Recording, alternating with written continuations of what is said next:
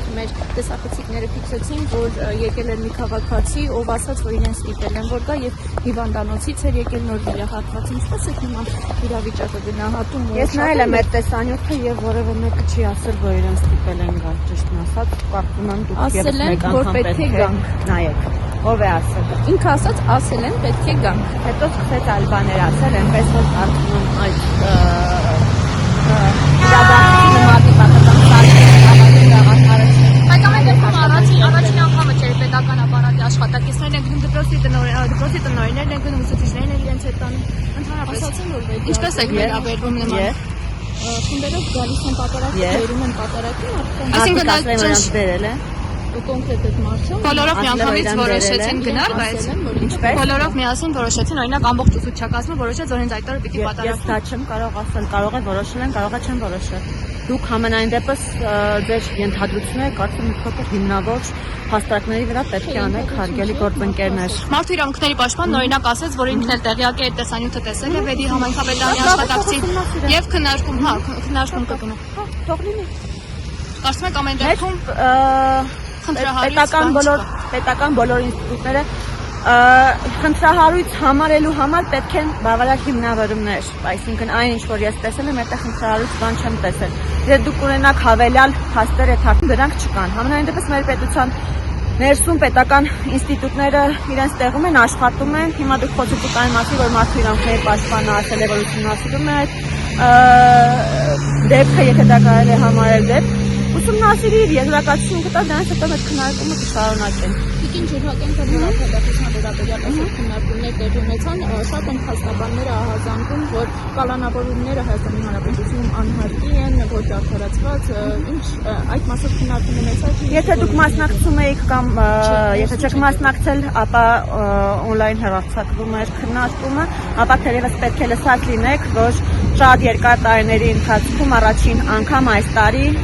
քրեական արդարադատության վիճակագրության տեսանկյունից մենք ունենք բավականին դրական տեղաշարժ այն առումով, որ դատապարտված անձանց քանակը վերջապես գերազանցել է կալանավորված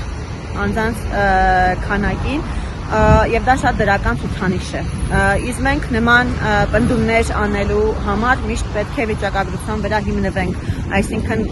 հայտարարությունները չպետք է լինեն մատից ծծված, այլ կոնկրետ թվերի, փաստերի հիման վրա այդ քննարկումները պետք է անենք։ Առ այսօր մենք միշտ դժգոհել ենք եւ այդ մասին նաեւ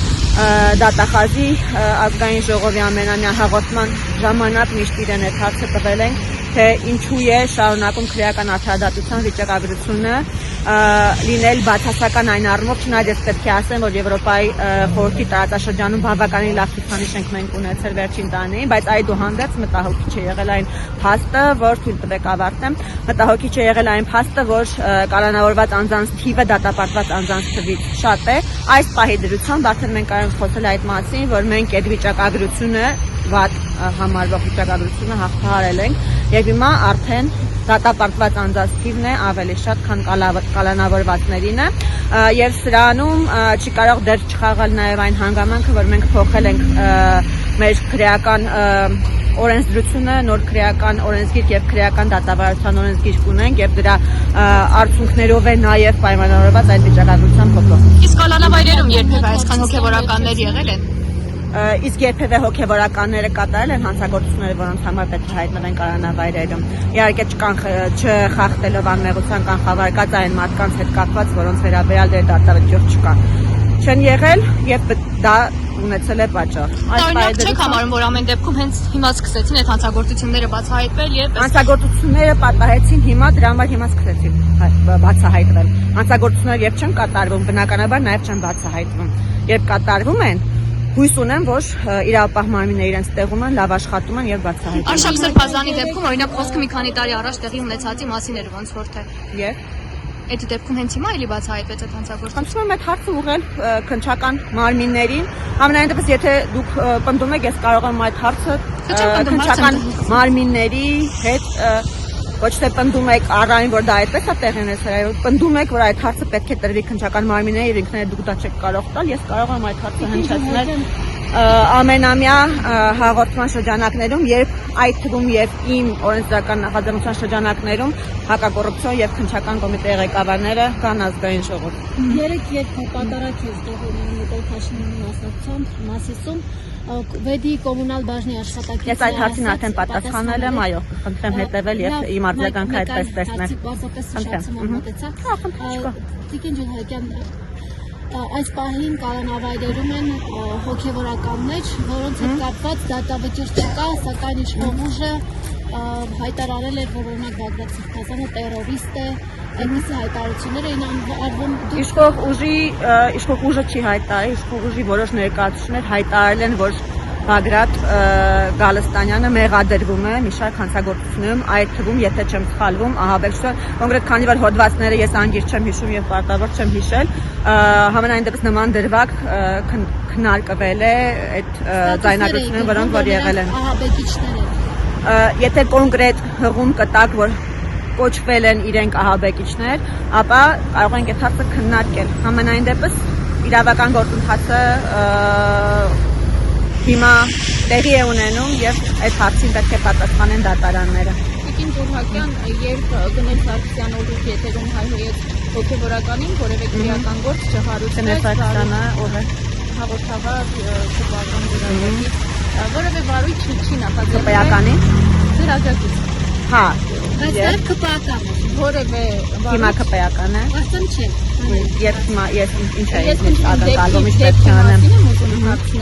Ինչ է արել։ Ուղիղ եթերում հայհոյեց հոգևորականին, որևէ վարույթ չի նախաձեռնել։ Ես պետք է խնդրեմ Պետյանը էլի զանգվածային իրականությունների միջոցով հայտարարեց, որ եկեղեցին պաշտպանելու են մեր ձևով, կալանավորվեց ուշադիր։ Ես պետք է խնդրեմ քննչական մարմիններին, պետք է քննչական մարմիններին խնդրեմ այդ հարցը ուղղել եւ իրենց հարցնել, թե իրենք ինչ հիմքերի հիման վրա են, ինչ փաստարկների հիման վրա են իրենց որոշումները կայացնում վարույթ նախաձեռնելու, այդ վարույթը դատարան ուղարկելու եւ այլնի հարցում։ Ես ինքս ազգային ժողովի падգամավոր եմ։ Այդ կոնտեքստում արդարադատություն Հայաստանի Հանրապետությունում իրականացվում է։ Մենք կարող ենք արդարադատության որակից իհարկե խոսալ, այդ խնդիրը մենք բարձրաձայնում ենք միշտ եւ այսօրվա քննարկմանն էլ եթե չնայած արդեն արձանագրեցինք, որ չեք հետևել, համենայն դեպս եթե հետաքրքիր է, հույս ունեմ հետաքրքիր է, կարող եք գնալ եւ հետևել։ Այսօրվա քննարկումն էլ հենց դրա մասին էր եւ սա առաջին անգամը չէր, որ այս քննարկումը մենք կազմակերպում ենք, նախորդ տարի ենք ունեցել նման քննարկում արդարադատության որակից Հայաստանի Հանրապետությունում դժգոհ են բոլորը։ Եվ այդ բնականաբար պետք է ջանք չխնայվի, որ այդ որակի բարձրացման կատարվի լուրջ աշխատանք եւ մասնավորապես կրթության ոլորտում։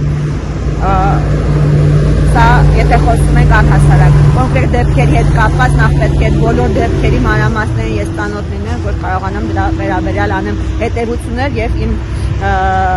հեղինակավոր ճակերտների մեջ կարծիքը նաև հայտնել։ Ես կարծում եմ, եթե կան իրական մարմիններ, որոնք կատարում են իրենց աշխատանքը, իրենք այդ աշխատանքը պետք է կատարեն, եթե կան խնդիրներ բնականաբար այդ մասին պետք է բարձրաձայնվի, բայց այդ բարձրաձայնված խնդիրները պետք է յուրաքանչյուր հարցի, յուրաքանչյուր գործի մանրամասներին ծանոթանալուց հետո լինեն, այլ ոչ թե արվեն անպատասխանատու հայտարարություններ։ Դուք ձեր պարգևավճար 3 միլիոն դրամը որ ինչ է կարել, պատգամավորներ կա, որ ասում են իրենք բարեգործություն են արել։ Շատ լավ է, ովքեր որոշել են բարեգործություն անել, թե ես իմ եկամուտները ինչպես եմ ծախսում, դա իմ անձնական գործն է եւ ես չեմ սիրում այդ մասին հայտարարել եւ այդ թվում չեմ սիրում հայտարարել բարեգործություն անելու մասին, ես կարծում եմ, որ դա չի բխում պաշտոնյայի համար պարտադիր համեստության չափանիշներից եւ բարեգործության։ Հայկ Սարգսյանի գործն է դա, ինձ համար դա ընդունելի չէ։ Եվ արդյոք արդարացի է, հա, որ պատգամավորներին այդքան միլիոններ են տրվել որպես պարգևավճար, արդարացված էր, արժանի է։ Մենք կարող ենք խոսել կոնկրետ որ պատգամավոր, բոլորը ընդհանուր, հա, բոլորը ընդհանուր։ Այդ դեպքում մենք պետք է նստենք յուրաքանչյուրին առանձին քննարկենք, ես չեմ կարծում, որ դա լավ գաղափար է, բայց նաև մենք պետք է խոսենք պետական պաշտոնյայի վարձատրության մասին։ Իսկ պետական պաշտոնյայի վարձատրության խնդիրը շարունակում է մնալ քննարկման առարկա։ Այսինքն ցածր է թե բարձր է, պետք է բարձրացնել։ պետական պաշտոնյան պետք է արժանապատիվ վարձատրվի։ Որքան է այդ գումարի չափը, ձեզ որքան է տպավորել։ Ինձ միշտ ես շատ վաղ տարիքից աշխատել եմ եւ որքան կարողացել եմ աշխատել, ինձ միշտ բավարարել է։ Հետևաբար այդ հարցը կարծում եմ շատ փիլիսոփայական ոչ տեղին հարց է։